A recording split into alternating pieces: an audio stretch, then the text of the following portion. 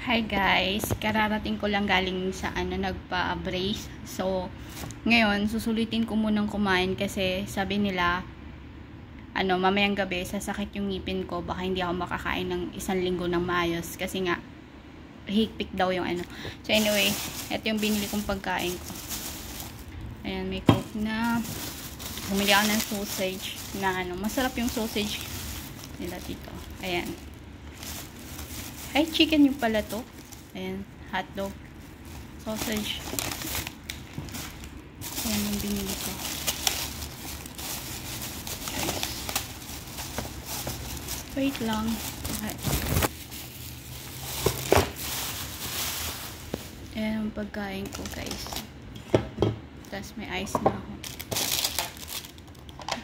Ayan, wala na akong choice kasi I have no time na bumili. So, wala na akong oras bumili sa kasi nahihilo na ako. Alam nyo naman, like what I said, hindi ako sanay sa maraming tao, madali akong mahilo.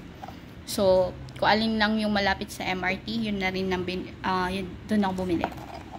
So, yan ang pagkain ko, guys. Oh, ang sarap. Looks like yums. Ayan.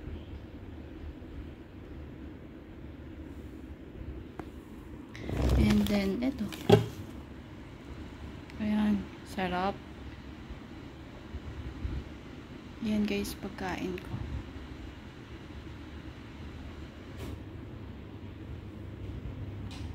Yummers. Ayan. Ayan ang pinakatanghalian ko. Ayan. Pagkatapos ko nagpa-brace. Ayan. So, yan lang guys. Bye muna kasi kakain na muna ako. Gutom na ako talaga. As in, gutom na gutom. Bye bye and God bless.